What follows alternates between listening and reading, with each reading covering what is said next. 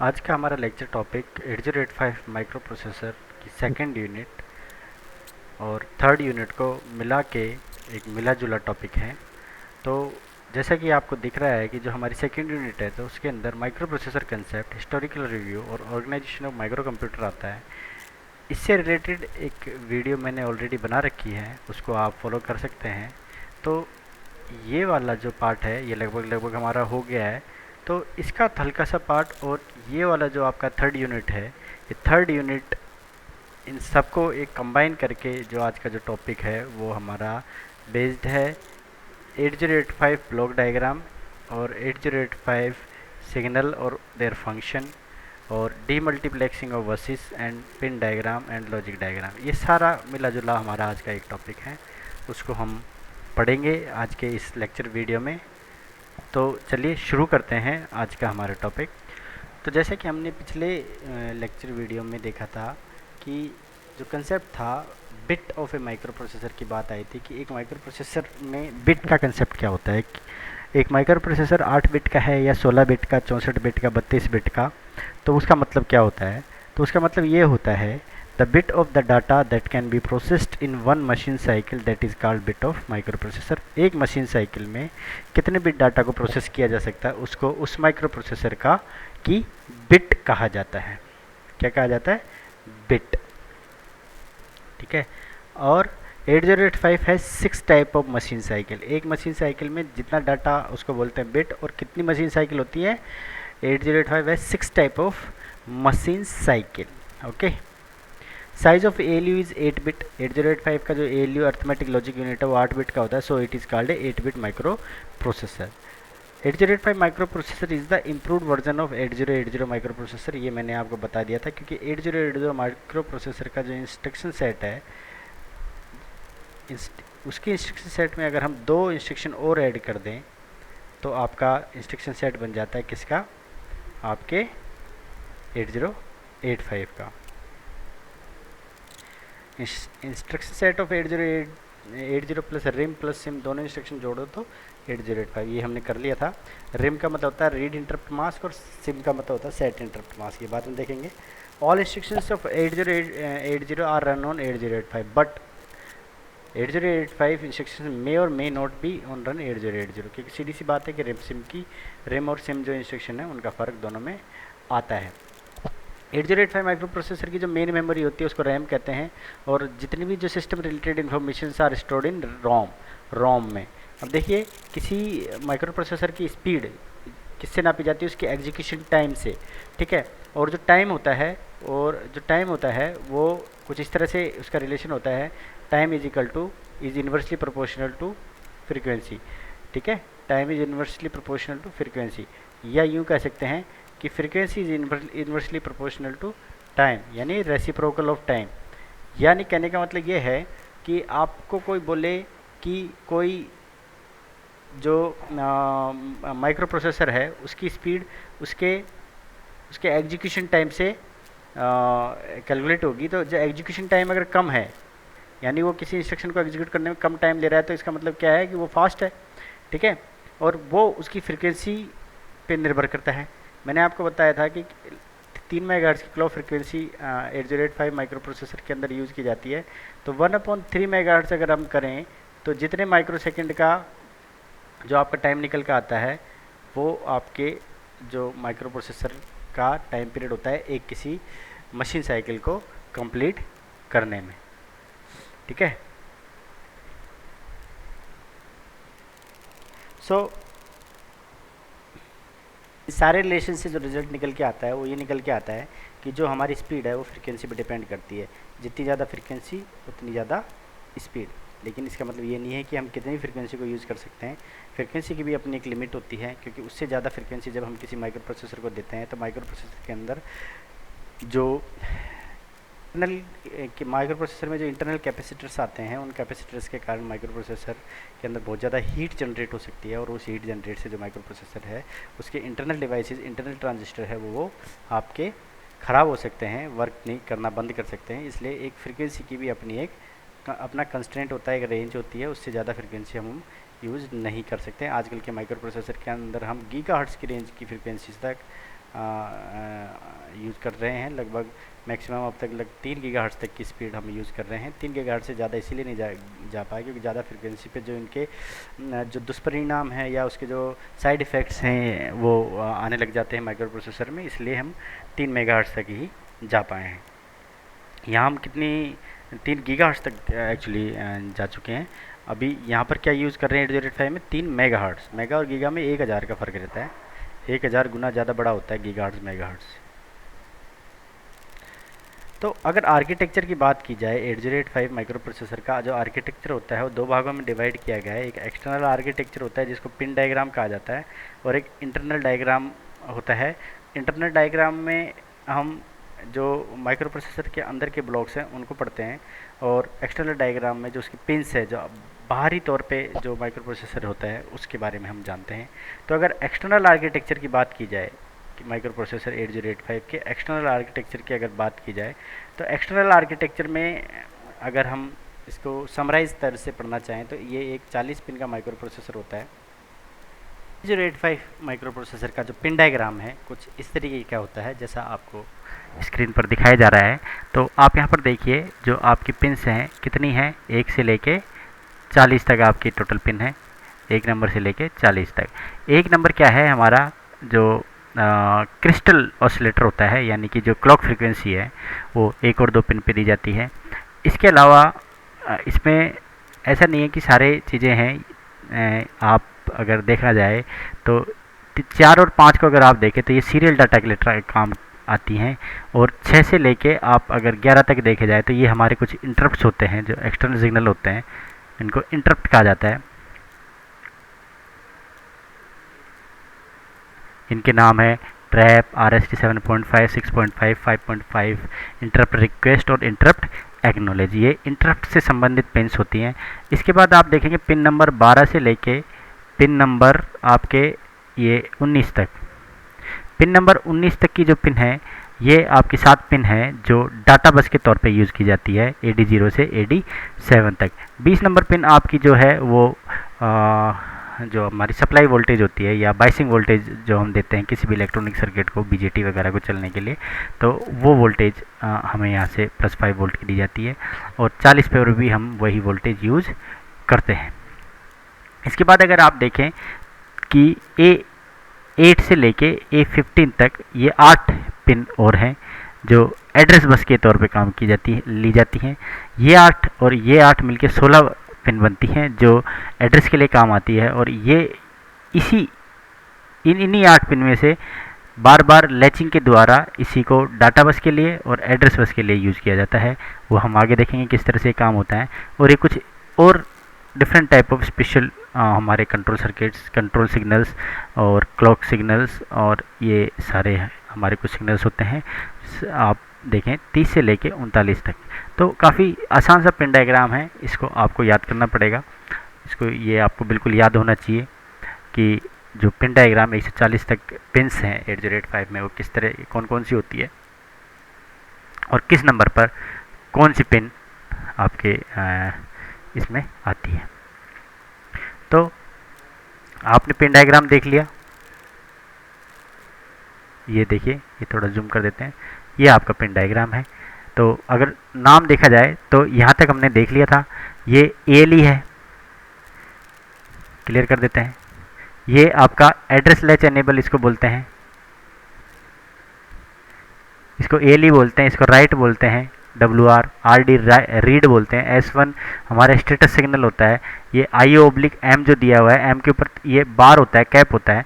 Memory और input output device से interfacing के दौरान ये सिग्नल काम आता है। रेडी के लिए माइक्रो प्रोसेसर से पूछा जाता है कि क्या वो इंटरफेसिंग या दूसरे किसी इंटरप्ट वगैरह के लिए रेडी है या कहाँ।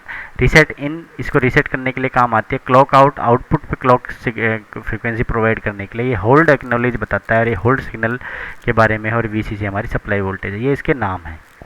तो आपको ये नाम भी पता होने चाहिए और इनके काम भी पता होने चाहिए कि ये जो पिन्स है क्या क्या काम करती है। सबको हम एक एक करके लेंगे। फिलहाल आप यहाँ देखिए, आपको ये पिन डायग्राम बिल्कुल याद होना चाहिए। इसको बोलते हैं एक्सटर्नल आर्किटेक्चर, यानी कि एक्सटर्नली जो पिन डायग्राम जो 8085 माइक्रो प्रोसेसर कैसा आपको दिखता है। जो आपको IC मिलेगी वो 40 पिन की मिलेगी और उसमें जो अलग अलग नंबर की जो पिन है वो किस किस काम के लिए बनी हुई है यहाँ पर आप देख सकते हैं। सो अभी हमने एक्सटर्नल आर्किटेक्चर देखा, तो it has 40 pin micro processor. किसकी बात हो रही है? 8085 माइक्रो प्रोसेसर की बात हो रही है। कितने पिन का होता है? 40 पिन का माइक्रो प्रोसेसर होता है।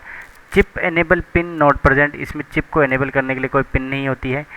पिन 20 ग्राउंड होती है, मैंने आपको बताया था। पिन नंबर 20 और 40 जो हमारी वोल्टेज के लिए वोल्टेज सप्लाई के लिए यूज़ की जाती है, +5 वोल्ट के लिए। 40 नंबर जो है वो +5 वोल्ट आपको प्रोवाइड करेगा और 20 नंबर आपको नेगेटिव या ग्राउंड प्रोवाइड करेगा। All pins are divided in 6 group, 6 group में सारी पिन्स को डिवाइड हम कर सकते हैं समझने के लिए।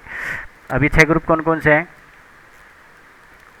ये 6 ग्रुप है आपके, ये address bus, data bus, control और status pin, serial input and output pin, externally initiated pin और power supply and frequency pin. ये आपके टोटल 6 कैटेगरी में आपकी सारी पिन्स को डिवाइड कर दिया गया है। तो ये आपका जो आर्किटेक्चर अभी आपने देखा उसको थोड़ा सा सिंप्लीफाइड फॉर्म में बनाया गया है। आपको अगर पिन डायग्राम बनाने के लिए एग्जाम में आए तो आप इस तरह से भी बना सकते हैं। तो आप देख सकते हैं यहाँ पे एक से लेके 40 तक के नंबर नहीं लिखे हैं, लेकिन उसको ग्रुपिंग की कर दी गई है। ग्रुपिंग कुछ इस तरह से कर दी गई है। ये जो 6 कैटेगरी है इनमें हमने ग्रुपिंग कर दी है। कैसे कर दी है ग्रुपिंग? तो आप देखिए ग्रुपिंग पहले तो ये जो ग्रुपिंग पहले क्या है, एड्रेस बस डाटा बस। यहाँ देखिए AD0 से AD7 की 8, A8 से A15 तक की 8, टोटल 16 पिन। ये देखिए जो ये अब इनको सबको मिला के तो आपकी एड्रेस बस बनती है यहाँ पर। और नीचे की जो है डबल डायरेक्शन आपको दिख रहा होगा थोड़ा सा, डबल डायरेक्शन देखिए, एक डायरेक्शन ऐसे। तो ये जो डाटा बस लिखा हुआ है कि डाटा बस जो है वो 8 बिट की होती है, यहाँ से आपको दिखाई दे रहा है, और ये बाई डायरेक्शनल होती है। एड्रेस बस यहाँ देखिए, ये एड्रेस बस ये कितने बिट की होती है? देखिए 8 ये और 8 ये, तो 16 बिट की आपकी एड्रेस बस होती है। और ये क्या होती है? ये बाई डायरेक्शन। देखिए ये 8 बिट ऐसे एक ही डायरेक्शन दिखाया हुआ है, इधर कोई नहीं है। इसका मतलब जो हमारी एड्रेस बस होती है वो कितने बिट की होती है? 16 बिट की। और क्या होती है? ये यूनी डायरेक्शनल, एक ही डायरेक्शन में ये इसके अंदर डाटा फ्लो होता है। और लेकिन डाटा बस में क्या होता है? By direction. यहाँ पे 2 एरो आपको दिख रहे होंगे काफ़ी क्लियर तरीके से। अब अगर और की बात की जाए तो हमारे देखिए ये जो हमारे जो 2 क्रिस्टल सिग्नल है, जो क्रिस्टल फ्रीक्वेंसी, क्लॉक फ्रीक्वेंसी जिससे हमें मिलती है, X1 X2 है।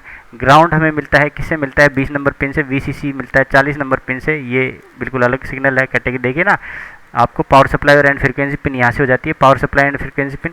ये क्लॉक आउट सिग्नल है, क्लॉक इन एंड आउट। ये सीरियल इनपुट पिन है, मैंने बताई थी आपकी 2 पिन है। उसके बाद ये आपके एक्सटर्नली इनिशिएटेड सिग्नल्स है, ये सारे इंटरप्ट जो हैं। और ये होल्ड एक्नॉलेज वगैरह, ये एक्सटर्नल इनिशिएटेड कहाँ तक है? रेडी तक। ये सारे कौन कौन से? Interrupt request, interrupt acknowledge, hold acknowledge, HLDA और रेडी।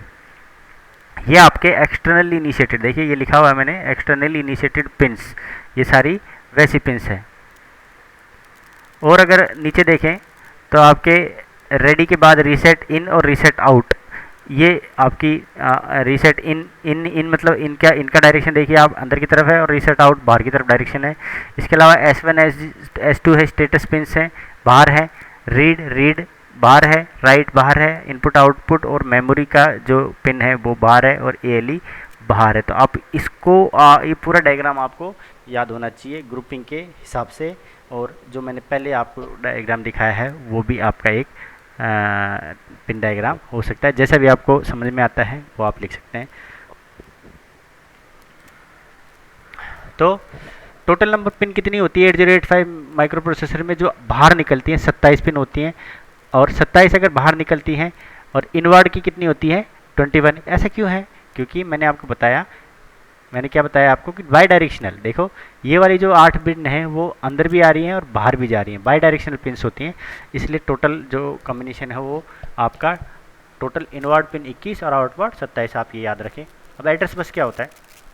एड्रेस बस आपसे पूछ सकते हैं पेपर में बहुत आसानी से, what is address bus? Total number of address bus 16 होती हैं। इट इम्प्लाइज 16 बिट एड्रेस हम इसमें यूज़ करते हैं। A15 से A8 और AD0 से AD7, ये टोटल 8 और 8 आपकी ये 8 और 8 टोटल 16। ओके, तो 16 यूनिडायरेक्शनल और आउटवर्ड होती है। मैंने अभी बता दिया आपको थोड़ी देर पहले कि ये यूनिडायरेक्शनल होती है। ओके, और क्या है कि by using 8085 2 to the power 16 memory location can be interface. अब बस क्या होती है? बस की मैंने पिछले वीडियो लेक्चर में आपको बहुत आसान शब्दों में बातें समझाई थी कि बस क्या होता है। बस क्या होती है? कलेक्शन ऑफ मेटेलिक लाइंस होती है जिनके थ्रू हमारा डाटा फ्लो करता है। तो एड्रेस के लिए कितनी लाइन होंगी? 16 डेडिकेटेड लाइंस होती हैं जिनके थ्रू हमारा एड्रेस, एड्रेस क्या होता है? किसी भी पोर्ट का एड्रेस, किसी भी डिवाइस का एड्रेस उस एड्रेस से ही पहचाना जाएगा। तो उस एड्रेस को भेजने के लिए हमें जो बस यूज़ करते हैं उसको एड्रेस बस कहते हैं। ये 16 बिट की होती है, यूनिडायरेक्शनल होती है, ठीक है। और इसके द्वारा हम 2 की पावर 16 मेमोरी लोकेशंस को एक्सेस कर सकते हैं। कभी भी आप ध्यान रखना किसी माइक्रो प्रोसेसर में जो एड्रेस बस होती है वो जितने बिट की होती है उसको 2 टू द पावर 16 अगर हम कर दें, 2 टू द पावर 16 कर दें तो हम उतनी मेमोरी लोकेशन हम फेच कर सकते हैं। तो ये हुआ एड्रेस बस का कंसेप्ट। अगर डाटा बस देखा जाए तो डाटा बस क्या होता है? डाटा बस lower 8 bus line of address line are use as data bus. वो मैंने बताया था आपको, लोअर 8D0 से 8D7 आपकी जो है वो डाटा बस होती है, ये वाली। और बाई डायरेक्शनल होती है, ये मैंने अभी थोड़ी देर पहले आपको बताया। तो using 8085 maximum memory location that can be interface is 2 की पावर 16। अब ये क्या बात हुई? 2 की पावर 16 इंटू 8, 2 की पावर 16 बाइट। एक बाइट में 8 बिट होती है, आप इस चीज़ का ध्यान रखें। कोई आपसे पूछे कि व्हाट इज बाइट, तो byte is a collection of 8 bit. 8 bit के कलेक्शन को बाइट कहते हैं, 4 बिट के कलेक्शन को निबल कहते हैं। ये आप चीज़ हमेशा ध्यान रखें। तो जो मेमोरी का साइज़ है हमारे 8085 के अंदर जो मेमोरी यूज़ होती है उसका जो साइज़ है उसकी यहाँ पर बात हो रही है। तो वो मेमोरी कितनी होती है? 64 किलोबाइट की मेमोरी होती है। वो कैसे होती है? क्योंकि 16 एड्रेस लाइन होती है। अगर 2 की पावर 16 और ये क्या होती है, ये जो है ये डाटा उन पे जो फ्लो करता है वो 8 बिट का डाटा होता है, इसलिए 8 से मल्टीप्लाई कर दिया तो 8 की जगह हमने लिख दिया बाइट, क्योंकि एक बाइट में 8 बिट होती हैं तो उसकी जगह बाइट लिख दिया। तो 2 की पावर 16, 2 की पावर 16 को 2 जगह तोड़ दिया, 2 की पावर 6 और 2 की पावर 10, 10 और 6 16 होता है। अब 2 की पावर 10 जो होता है वो के, आपने के भी देखा होगा ना, किलोबाइट, किलोबाइट या मेगाबाइट जो होता है, तो एक के बी में कितने होते हैं? 1024 बिट, 1024 बिट होते हैं, ठीक है, आपको पता है। तो 1024 को मैंने के लिख दिया और 2 की पावर 6 लिख दिया और बाइट हो गया। 2 की पावर 6 जो होता है 64 लिख दिया, 64 किलोबाइट। तो आपसे कोई पूछे 8085 में कितने केबी की मेमोरी होती है? 64 केबी। अब ये क्या बात हुई, ये कंसेप्ट क्या हुआ, इसको आप समझे इस तरह से कि आपके मोबाइल फ़ोन के अंदर आपसे कोई पूछे कि आपके मोबाइल फ़ोन के अंदर जो आपकी रोम है या रैम है वो कितने साइज़ की है, तो आप बोलते हैं कि भाई मेरे इसमें 4 GB की रैम है और 64 GB का रोम है। तो वो जो GB है वो ये है। तो उस आपके मोबाइल फ़ोन के अंदर जो माइक्रो प्रोसेसर यूज़ किया जा रहा है उसके अंदर तो जीबीज में आपके जो मेमोरी के साइजेज हैं, लेकिन यहाँ जो 8085 माइक्रो प्रोसेसर बहुत कम क्षमता का होता है, उसकी जो साइज़ है वो है केवल 64 KB की। तो आपको होप आसानी से समझ गए होंगे कि ये क्या होता है। तो आपको समझ में आ गया कितनी मेमोरी होती है इसकी। तो स्टैंडर्ड रिप्रेजेंटेशन, मेमोरी का जो स्टैंडर्ड रिप्रेजेंटेशन होता है आप हमेशा ध्यान रखें, वो कुछ इस तरह से होता है जैसा आपको दिखाई दे रहा है अभी यहाँ पर।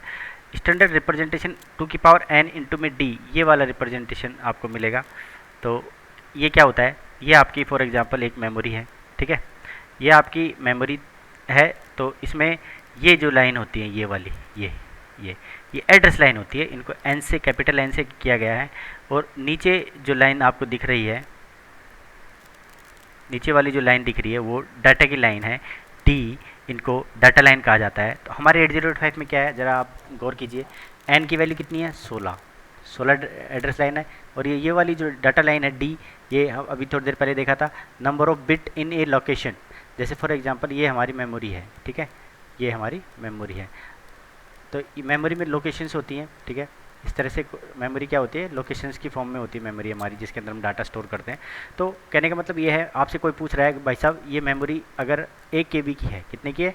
1 KB, kilo byte, okay, kilo byte. एक नहीं माने आप, 64 माने इसको, 64, क्योंकि हम 64 पढ़ रहे हैं ना 8085।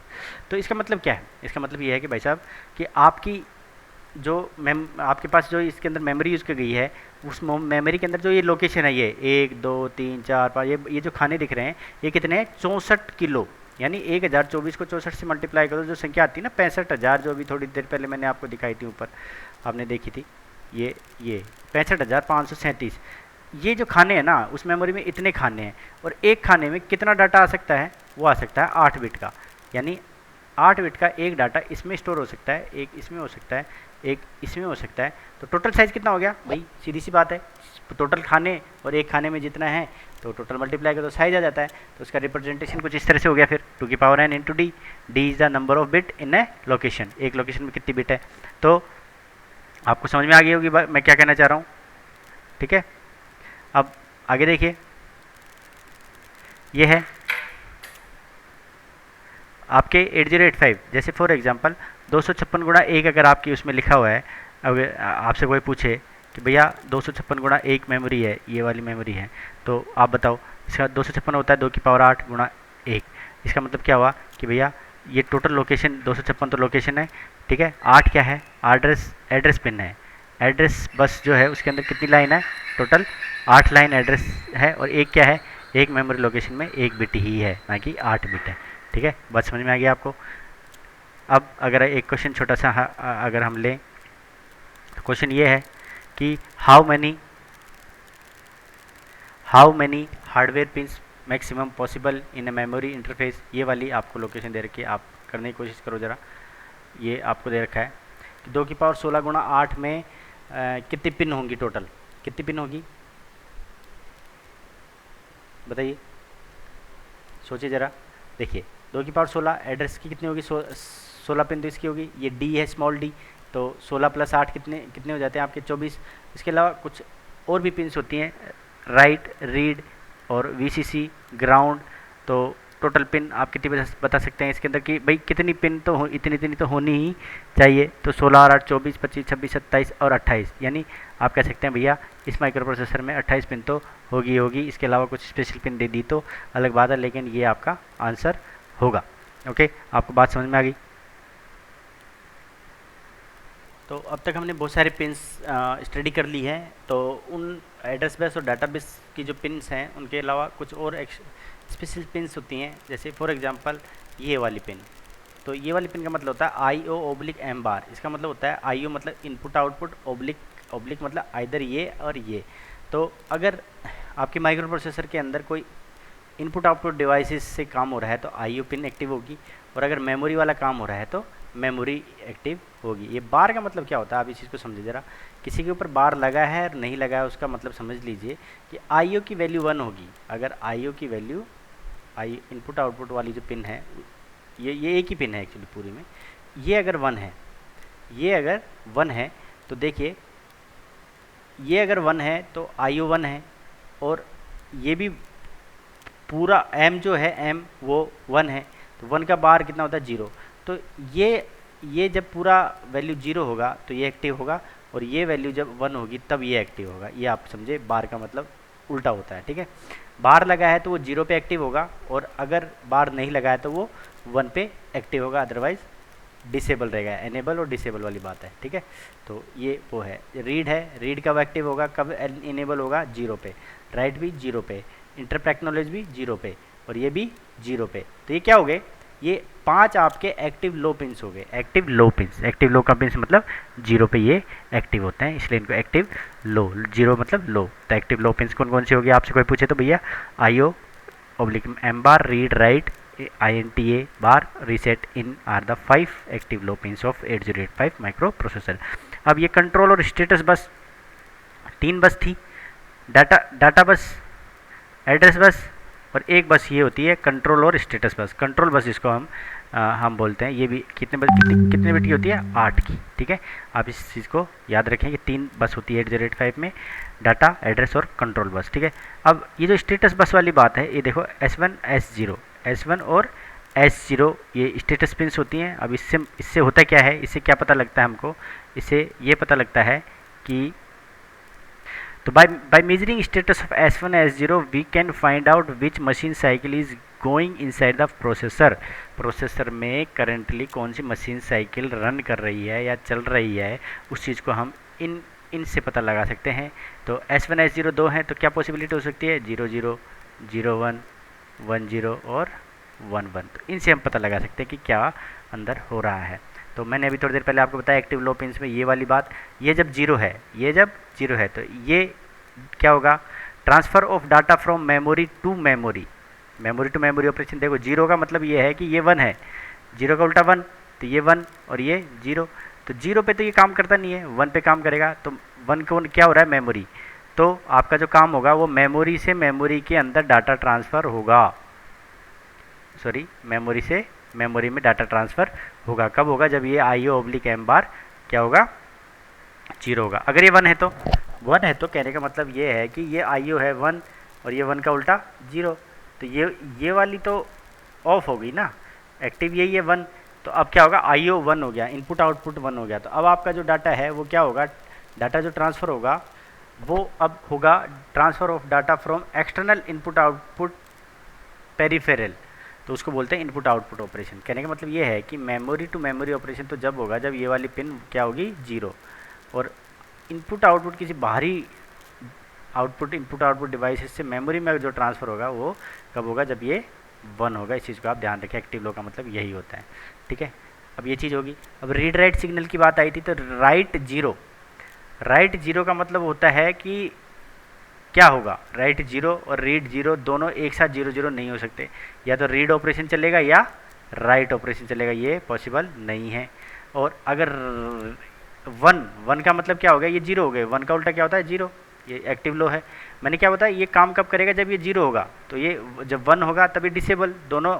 ऐसा तो हो सकता है कि दोनों रीड राइट कुछ भी काम ना हो रहा हो माइक्रो प्रोसेसर में, लेकिन रीड और राइट दोनों एक साथ नहीं हो सकते, क्योंकि दोनों एक्टिव है इस टाइम पे, जीरो पे एक्टिव हो जाते हैं एक्टिव लो, और वन पे ऑफ रहते हैं। तो ये तो पॉसिबल है। तो इस चीज़ को आप थोड़ा सा कंसेप्चुअली समझें कि कोई भी अगर बार लगा हुआ है तो वो जीरो पे ही काम करेगा, जीरो पे ही वो एक्टिव होगा। तो दोनों एक्टिव एक साथ नहीं हो सकते, लेकिन दोनों डिसेबल एक साथ हो सकते हैं। इस चीज़ को आप ध्यान रखें।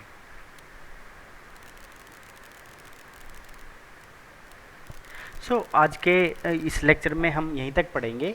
अगले जो वीडियो लेक्चर में हम इससे आगे का करेंगे, तो इसको हम पार्ट 1 देके अपलोड कर रहे हैं कि architecture of 8085 micro processor part 1, और पार्ट 2 या 3 जो भी हमारा आगे बनेगा उसको हम पार्ट 2 या 3 के नाम से अपलोड करेंगे। आप उसको उस हिसाब से देख सकते हैं। So thank you for watching this video. Keep continue to watch this GPC channel and take advantages of these lecture videos. Thank you very much.